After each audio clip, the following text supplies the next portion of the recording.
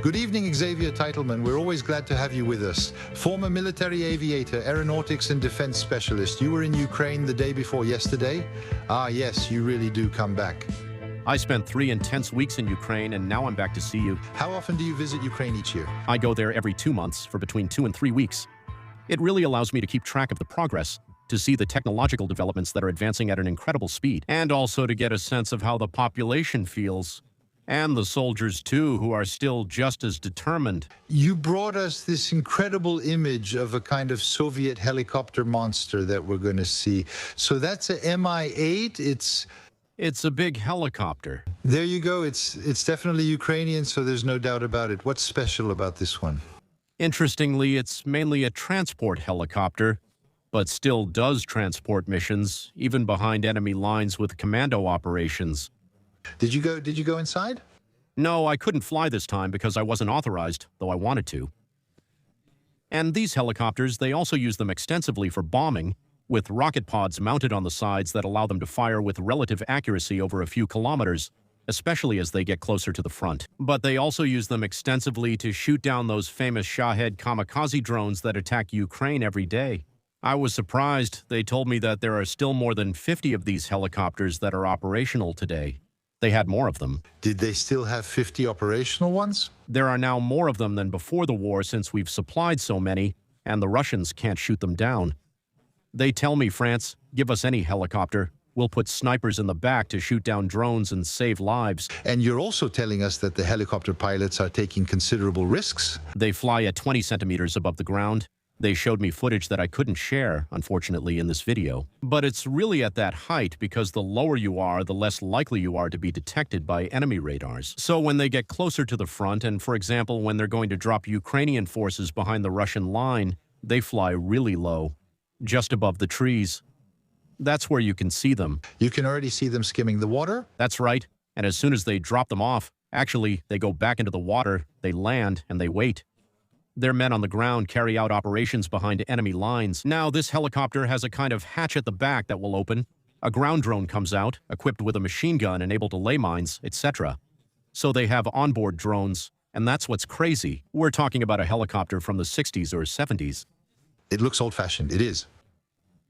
But the inventiveness of the Ukrainians means they adapt them, they modernize them. They put modern missiles, they put ground drones on board. That's what makes the difference. That's what shows their inventiveness. That's how they're able to hold on. The French army, a helicopter with a ground drone on board. No, we're very far from that. It's the same. Very, very, very far. Before continuing, a quick word from our partner, thanks to whom we can make these videos. And today it's My Heritage, the genealogy website that lets you go back in time, and thanks to which I made an incredible discovery. First, let me explain how it works. So traditionally, when you do genealogy, you stop after a few generations. For example, there are parish records that give dates of birth, baptism, marriage, at least up to the 18th century. You can go a bit further back, for example, when the records weren't destroyed during the Revolution. But there's a special case, nobles, who keep very precise records of their family tree.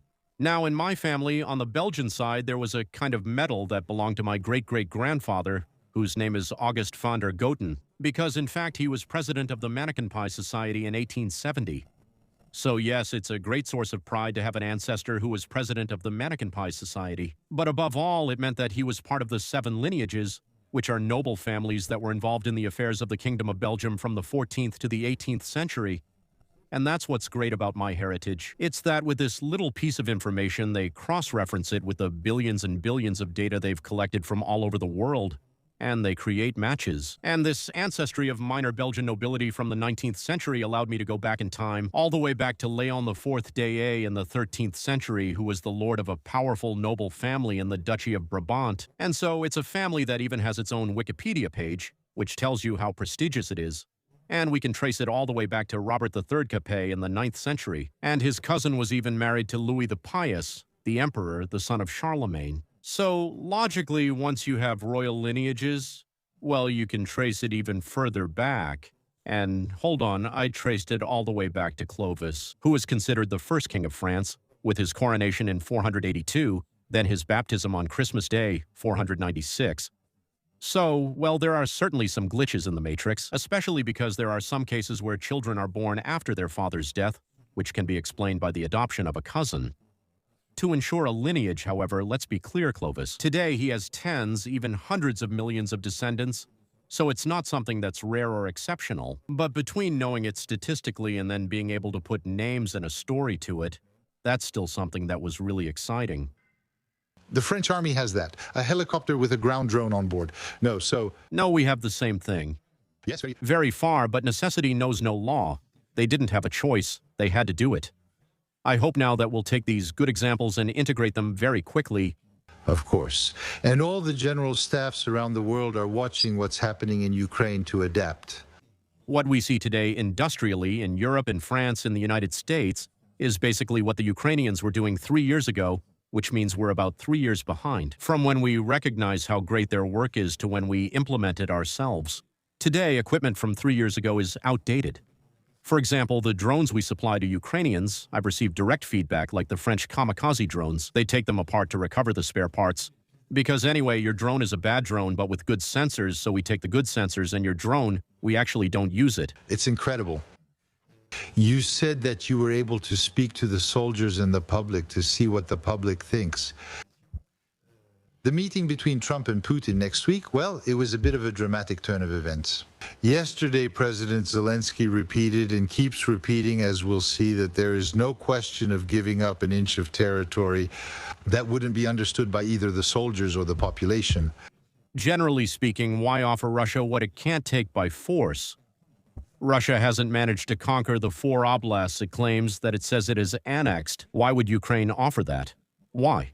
They've been fighting for years and years now, and you also have to understand that for them, they think in terms of lives. They know what happens in occupied areas because in liberated ones, we know tens of thousands of civilians have been killed. So right now, Ukraine has about 135,000 dead and missing soldiers. Here they know that leaving Pokrovsk, other Donbas cities holding out, or Zaporizhia in the south would lead to tens of thousands more Ukrainian deaths and occupation. That's completely unacceptable for both the population and the military. And why have they held on for 3 years with such determination, if it's just to give up today or tomorrow? And by showing day after day that there is not enough Russian military dominance to invade their territory.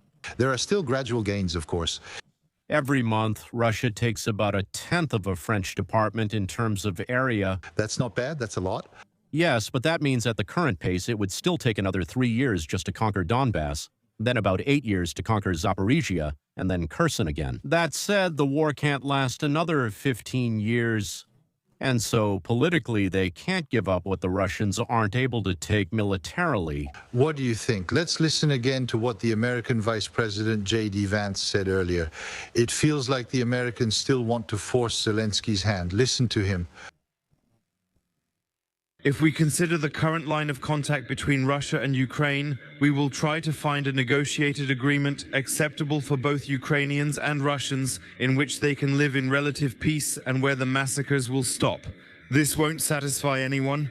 In the end, both the Russians and the Ukrainians will probably be unhappy. But I don't think we can really sit down and negotiate without the leadership of Donald J. Trump. He's clearly promoting his boss. It's always a compromise when he admits some people will inevitably be unhappy. But how far can Zelensky go? If he says, in any case, there won't be an ounce of territory that we'll give to the Russians, we don't see how. Zelensky has already admitted today for almost 5 months now that they accept a ceasefire on the current line of contact, meaning they don't want, they're not expecting. Zelensky doesn't want it? Yes, that's correct. The issue is only one side accepts a ceasefire at the contact line. To negotiate, you need 2 parties. You need 2 parties. Ukraine has given in to all American demands, agreeing to a ceasefire along the current line without hoping to recover Donbass or Crimea by force. In any case, because they know that means losing profits. All right. Anyway, if tomorrow the United States isn't there to provide all the necessary equipment, who else has the resources to give the Ukrainians what they need to take back their territory? There will be absolutely no chance for the Ukrainians to reclaim their land. Even a Russian economic and military collapse would not allow Ukraine today to reclaim its territory. We need to be clear. The ceasefire on the current line has already been accepted by Ukraine, and they also agreed on minerals, etc. The Russians keep bombing cities daily and causing deaths, so now they need to make a concession. Ukrainians have already accepted this situation. You also say that the Ukrainians are holding on We're going to see images, for example, of the Russian offensive on Sumy. They didn't succeed. It's not working. The two Russian offensives of the last 2 years, the offensive on Kharkiv in 2024 and the Russian offensive on Sumy in 2025, both of them stopped just a few kilometers after the border, even though they put 60 to 70,000 men on Sumy, and they actually barely advanced. The Ukrainians today have this ability to block, and even when outnumbered with better quality equipment and better use of it as well, to be able to stop the Russians from dominating and advancing. The Russians have 3 or 4 times more men in these offensives than the Ukrainians have in defense, but a good defense is enough. Just like the Russians, when they were on the defensive during the Ukrainian offensive in 2023, they prevented the Ukrainians from reaching strategic objectives. They had made some small gains, and in the end, all that allows progress is this gradual nibbling away, with infantry and fewer armored vehicles on both sides. So we see Sumy. The Ukrainians are still holding on there as well. As you said, Pokrovsk, of course, the Russians say they are surrounded. But in the end, Pokrovsk is still in Ukrainian hands. Let me remind you, a year ago I was on this set. We were talking about the imminent fall of Pokrovsk in August 2024. I've visited 4 times since August 2024. A year ago, it was vibrant with markets and restaurants. Now it's just ruins and I can't go anymore. On my last trip, I wanted to visit. Now it's off limits, even to journalists due to safety concerns. And the Ukrainians, what's interesting is that what holds Pokrovsk is the southern front, the direct line of contact that's held by the French brigade, the Anne of Kiev brigade, equipped by the Franco-Ukrainian. Formed in France, equipped by France, 18 Caesar cannons, 21 Leopard tanks supplied by the Germans, the Spanish, some VABs, and the front line hasn't moved since January. At that spot, How many are there? there are about 6,000 of them. However, the issue is that not all the brigades are. Look here, this brigade in the picture. So This brigade, indeed, I went to see them. They are well trained, well equipped by France.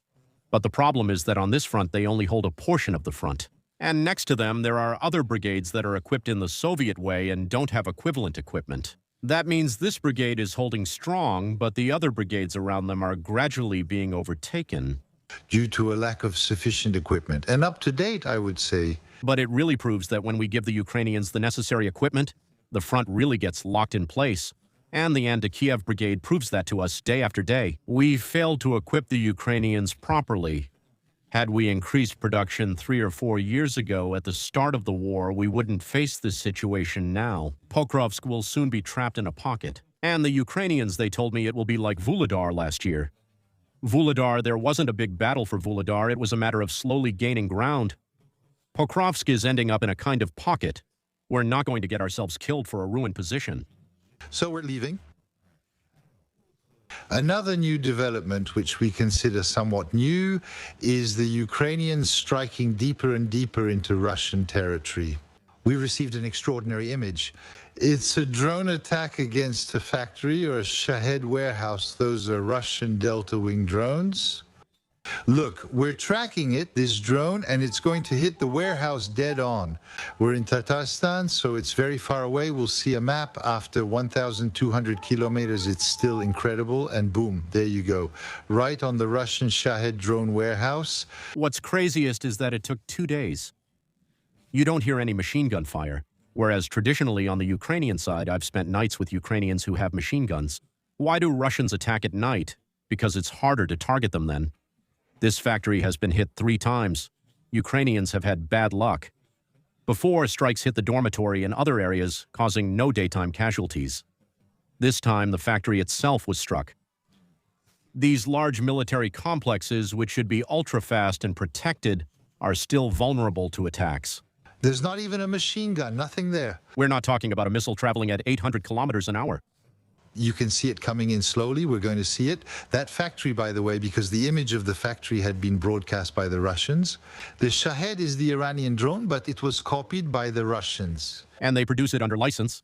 And they produce it at a frantic pace. Chinese engine, Chinese electronics today, because the Ukrainians have made a lot of progress in electronic warfare. That means that today the Russians are no longer able to produce GPS sensors with sufficiently advanced technology. And so they turn to the Chinese, who supply the GPS sensors, which are the only ones that can withstand Ukrainian jamming. So they really complement each other. Now the Chinese barely hide when they do it. But it's a jackpot for the Chinese. Because a chip I had seen, the Chinese sell it for $16,000, so the Chinese are really cashing in behind the scenes. They're making money. On that point, as you also said, the Ukrainians are primarily targeting military targets, whether it's oil refineries or drone factories, while the Russians, their targets are civilian. It falls wherever it can, on buildings, in cities, and so on. That's what the WHO says. 2,600 attacks against the Ukrainian healthcare system, 3,000 schools, 200,000 buildings that have been hit or destroyed, more or less in depth, counting the front line as well, so the Russians are targeting civilian infrastructure in 93% of cases. These are war crimes. These are war crimes using kamikaze drones to intentionally target civilians. They call it human safaris, proudly sharing the footage themselves. It's official, it's recognized as a war crime by the UN, but actually it also has a military purpose. It forces the Ukrainians to withdraw their air defense, which can't be on the front line. And they're forced to put their air defense in the cities, in environments that aren't legitimate targets. That way, the Russians can more easily use their air force to launch the so-called glide bombs. And by doing so, it also allows them to destroy part of the Ukrainian defenses on the front line. Most importantly, it makes thousands behind the lines suffer, hoping they'll break mentally, but that will never happen. Quick side note, I don't know if you've read today's article in Le Monde, which is fascinating, about prisoner exchanges. 90% of Ukrainian prisoners who return have been tortured in a terrible way. Some died 23 weeks later, so we suspect some were poisoned before being returned. There are some whose doctors carved Slava Russia on their stomachs with a knife. Unbelievable things. Terrible, as we said, Ukrainian inventiveness, cheap technology, but it works. Look, for example, at this image of an anti-drone drone. So we're going to see a Shahed precisely flying through the sky. If they want to send it to us and then an interceptor drone intercepts it, there you go. Well, that's new too, anti-drone drones. Here, it's not a Shahed, it's an Orlan. A Shahed. But it's the same principle anyway. The Ukrainians have developed an artificial intelligence technology that allows drones to collide mid-air without needing ground-based controlled cannons or missiles or fighter jets. And so, thanks to that, this is a supercam. Actually, the whole category of Russian observation drones is targeted by this. It's a Lancet, which means it's a Russian kamikaze drone. That's right, but it's not the big one, but it's the same principle. Anyway, the Ukrainians... In this context and in this situation, what's it used for? It's quite difficult in terms of piloting to be able to hit a drone that's in flight, because that's done visually and with air currents, etc. And so, little by little, they taught AI systems to fly these kamikaze drones all the way to the point of impact, which gives a success rate of 70%, which is very, very high. 4 drones that cost a few thousand euros and destroy observation drones that cost more like 100,000. We'll also see you with a 500 euro drone. That's nothing, it's peanuts. In military terms, what is this low-cost drone? Their goal is also to occupy the field, meaning to saturate the Ukrainian sky. And so this drone, what we see here, basically this engine... It almost looks like a model. It's a weed trimmer engine. They take a weed trimmer that they buy in any hardware store. Behind it, there's plenty of gasoline, and these drones have a range of 700 kilometers. The goal is to send dozens of these low-cost drones at the same time. These drones are mixed in among the missiles and the more important drones.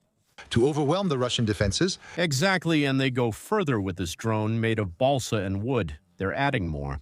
It looks like a model built by a teenager. Here. You can see it's a gas tank and a water bottle. There's nothing simpler. And actually, since they're adding aluminum, but it's just kitchen foil, it will create a radar echo that will make the Russians use up their air defenses, especially their S-300 and Buk defense missiles, which cost hundreds of thousands of euros per missile.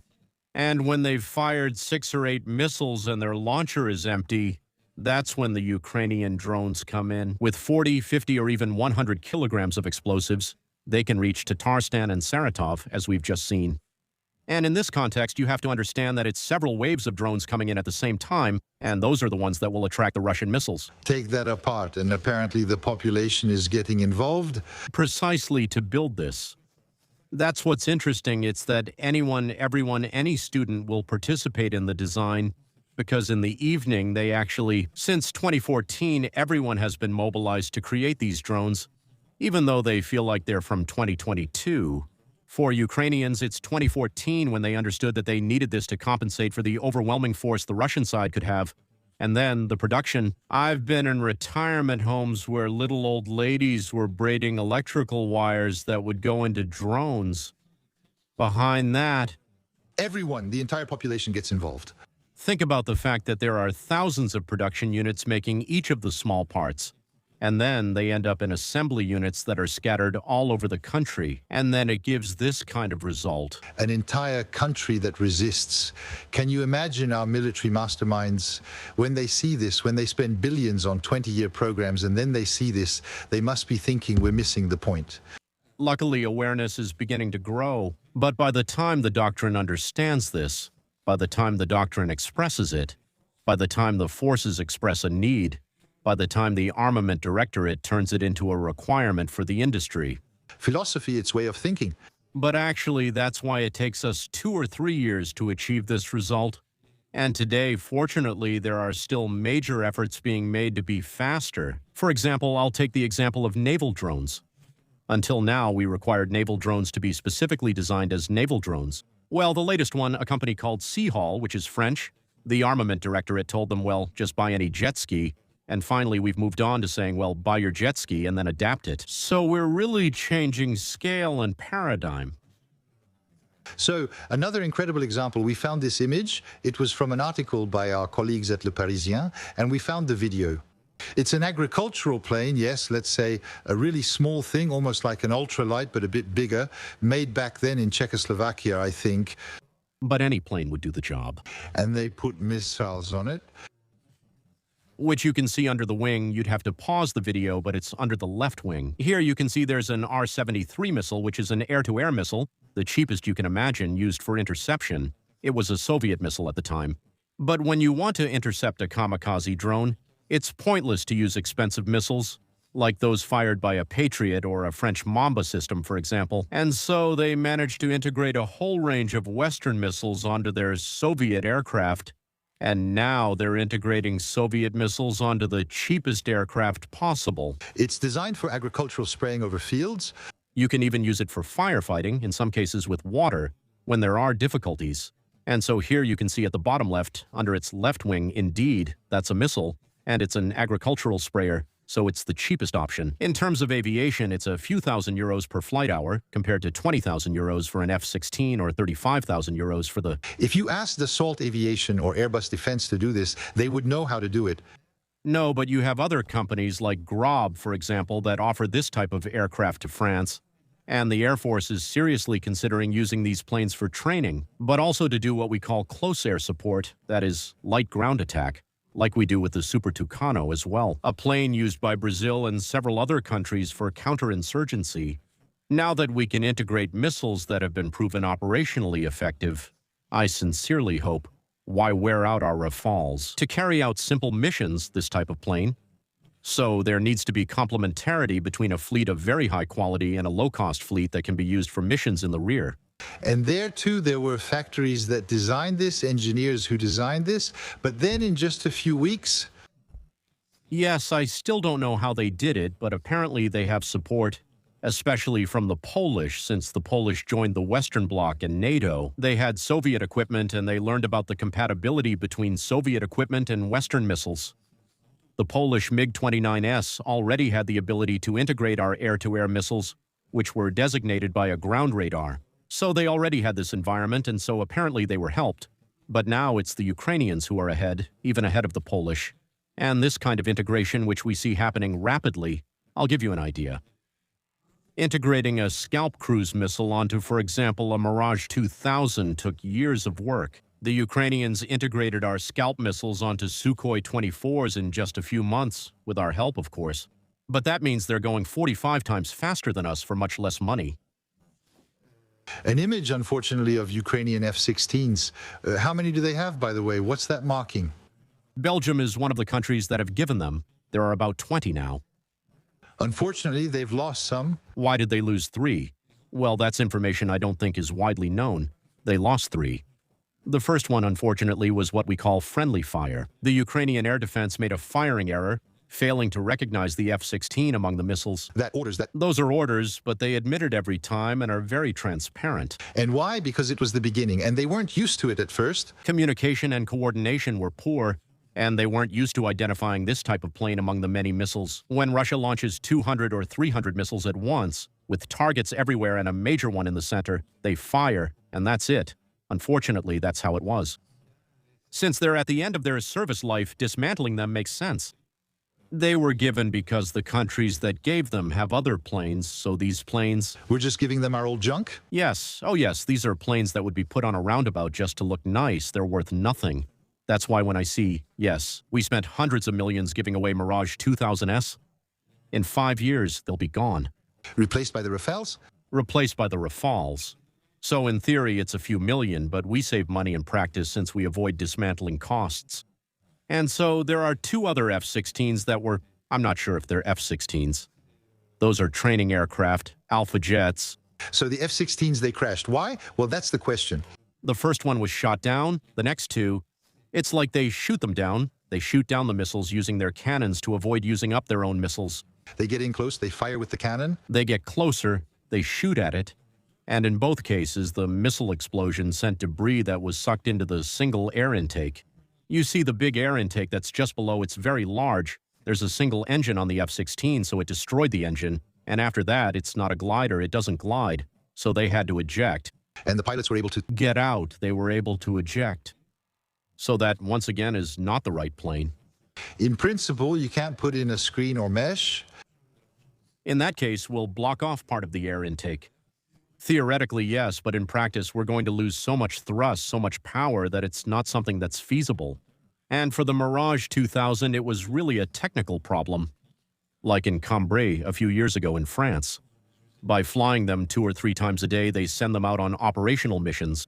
Unfortunately, they wear out, and even without enough time for maintenance, they still must take off for missions and to save lives.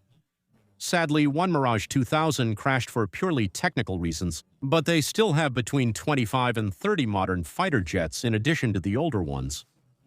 They have a pace of several sorties per day for each of their planes, which is absolutely enormous. There is no country in the world that has such an intense rate of use. And today you have to understand that our planes are used 80% of the time as a kind of air defense system. They quickly defend cities lacking a ground system, then focus on bombing as they near the front lines, or as they did by shooting down a Russian Sukhoi 35 using air-to-air mode to now start hunting Russian fighters so that they are no longer able to get close and launch their glide bombs. They have enough pilots? The pilots, yes, if they had more planes, they could do more flights. Because the pilots, they have enough pilots now, and relatively experienced pilots.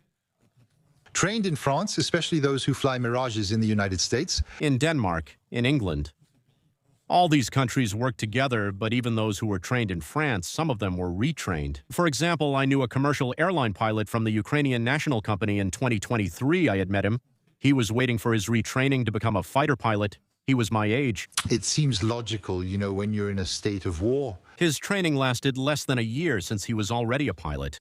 But being a fighter pilot obviously requires other skills. Obviously, you also told us, because we talked a little before, that drone warfare is something extremely, how should I say, stressful, obviously, on the front line, because now both sides are sending drones at each other, and you can hardly do anything anymore. No more resupplying, no more evacuating the wounded, because it's an immediate target if a vehicle or a person is spotted. Basically, what the Ukrainians were doing to the Russians are now doing as well, with a bit fewer drones up until now. It's estimated that both sides now use between 10,000 and 12,000 small kamikaze drones on the front each day, 10,000 to 12,000 for each side.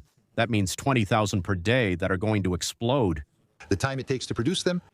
These incredible factories impressed me when I saw them, but I couldn't film inside. So we're in a situation where this density meant that the Ukrainians, deep behind the lines, were really making the Russians suffer. A situation where as soon as a vehicle approaches, as soon as an assault approaches, that's why the Russians no longer launch assaults. With armored vehicles can no longer reach the front line. The Russians replaced their armored vehicles because their assaults are extremely deadly for them, with ATVs, scooters, electric bikes, motorcycles, and even scooters again this week. And the Russians weren't able to gather enough forces so that the Ukrainians wouldn't have enough drones to go and destroy them.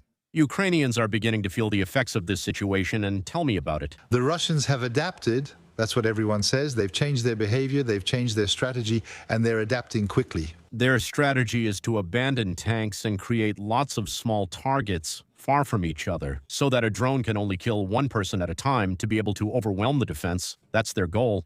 And the Ukrainians, who are only on the defensive, they are well aware that when they go on a mission, for example, there's a fighter named Khan, whom I've spoken to several times, a Frenchman. When they carry out their assaults, they no longer want to be in closed armored vehicles.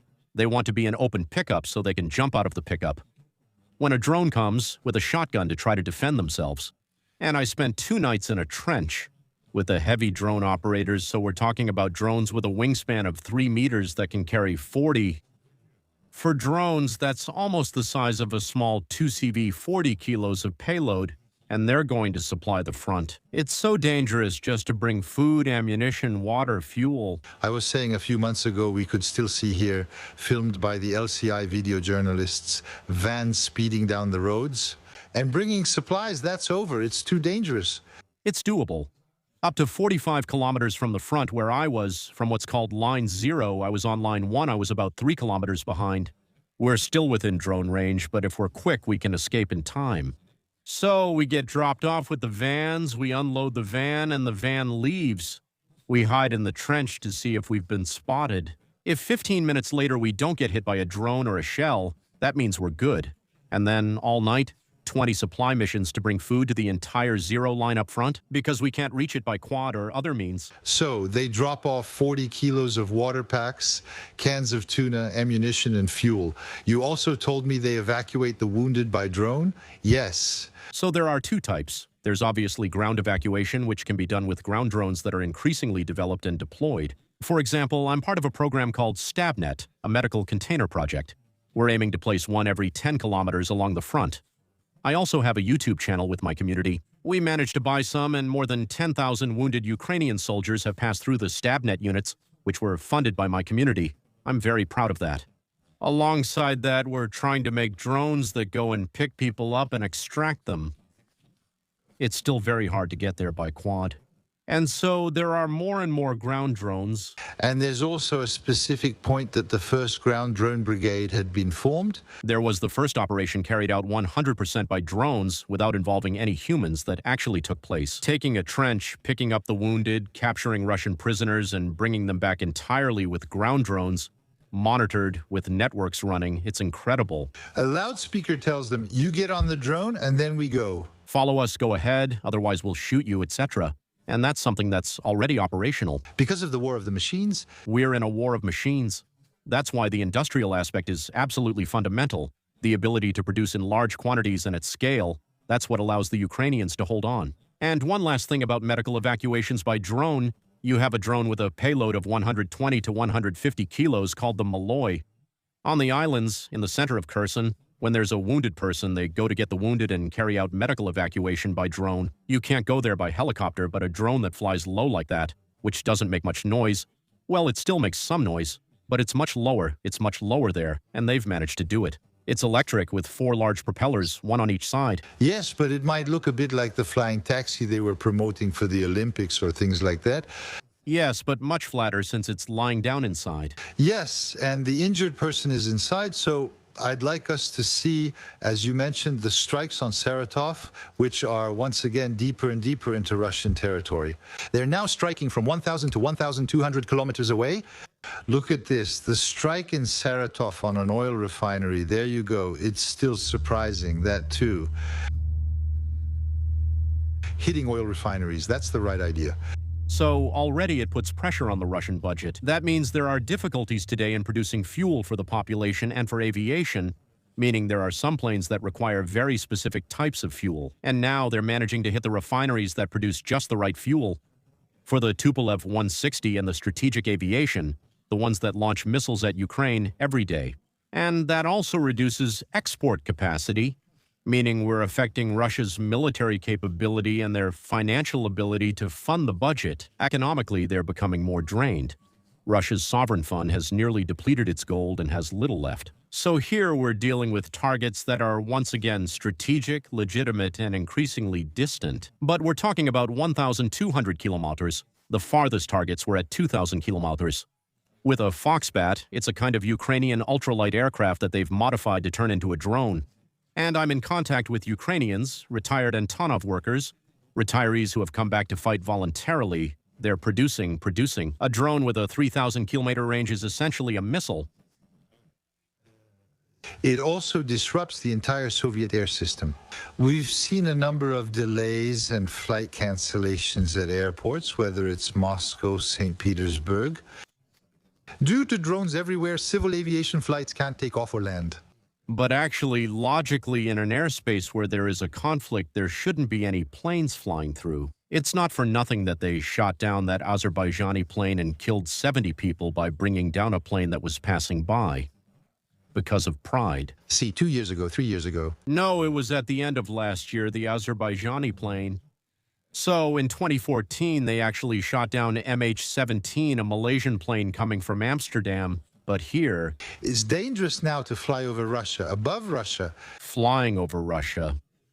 Until now, we avoided it to prevent financing their war by paying overflight fees. But now it's almost suicidal to fly over Russia when the Ukrainians are sending their kamikaze drones because the Russians, out of pride, refuse to close their airspace. Yes, out of pride. Everything's supposedly just fine, of course. And they pretend. But when drones fly over airports, the airport gets shut down. Really, these airspaces should be closed almost all the time. And that increases flight times for foreign airlines who avoid Russia. When you go from Paris to Thailand, before it took 11 hours, now it takes 14 hours. So indeed. It's because of the conflict, because we don't want to take any risks. So we go around. Look at this other incredible image. We're in Sochi, the city dear to Putin, the 2014 Olympic Games where he has a real palace. And then there are some people trying to sunbathe on these beaches, and there are loudspeakers. Someone is telling them, ladies and gentlemen, you must leave now because it's getting dangerous. The drones are coming. Look at the vacationers. But yes, but there comes a time too. The Russian population needs to realize that they are at war, and that it's normal in a country that has decided to go to war, that is an aggressor. Special operation? Yes, so exactly, that's where we see that it doesn't work. Why prisoners of war if it's not a war? I'd like them to explain this concept to us one day. But in any case, it's logical that the Russian population is affected by a war that was decided by their country. And today, unfortunately, there are people who maybe just wanted to be on vacation in that place.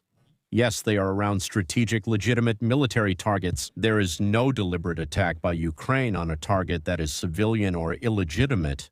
When they attack an area, it's the big...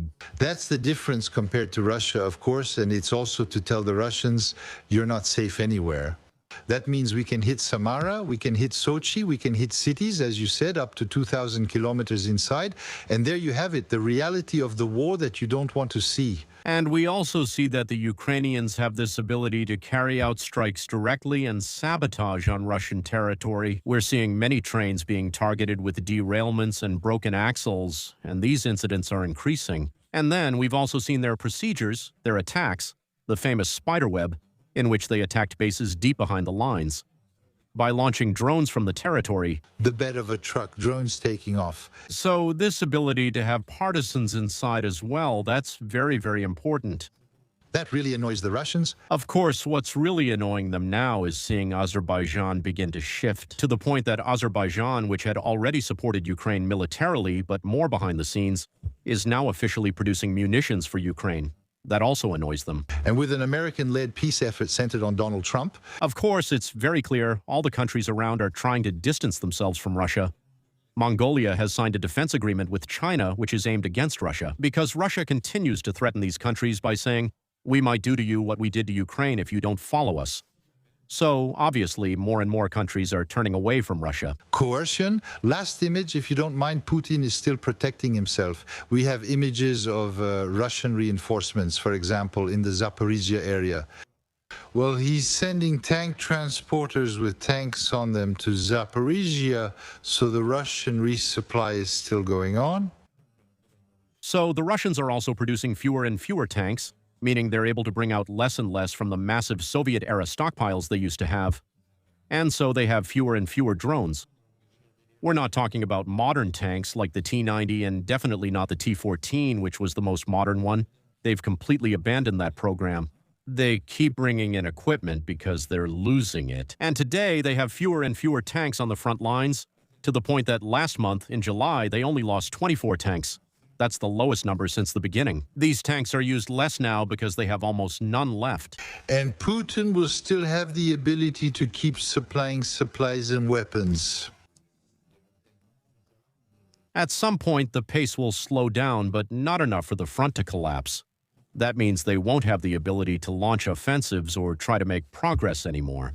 Except maybe with poor guys like on mopeds, scooters, and so on. But there are fewer and fewer people willing to join the Russian army. But it will never be a collapse that allows Ukraine to go back on the offensive. Because on the other hand, the defensive lines are solid. Thank you very much, Xavier Teitelman. It's always fascinating to listen to you. We'll mention your YouTube channels and, of course, that you are a former military pilot. Thank you very much. It's full of information, full of details.